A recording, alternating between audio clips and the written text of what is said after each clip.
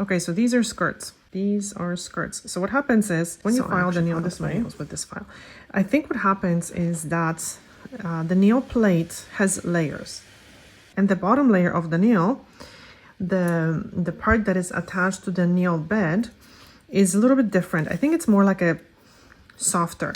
So I think what happens is that when you are filing this way, that part, instead of being filed, it kind of folds underneath, and then when you wash your hands, it kind of comes out, because it's not a nail, it's almost like a skin, which would make sense, right?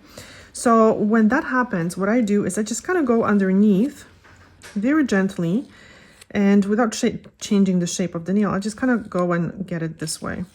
You can also get it with a buffer block. Usually it really helps when you can just get underneath, even like this.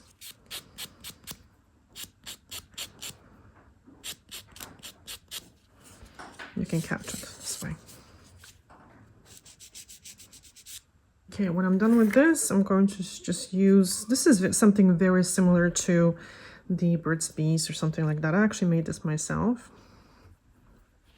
It's easy. You can just buy beeswax and whatever oil that you like using. I like using jojoba.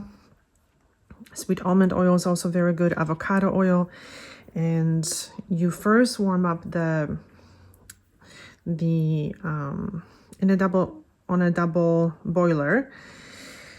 You warm up the beeswax, and then I would add jojoba. Just mix it very gently, and then you can just add the almond oil, sweet almond oil, whatever, avocado, whatever you're using. And this is great. Actually, I usually carry this with me in my purse because it won't spill. So when I am somewhere and I wash my hands, I just put a little bit of oil like this on my nails and I go.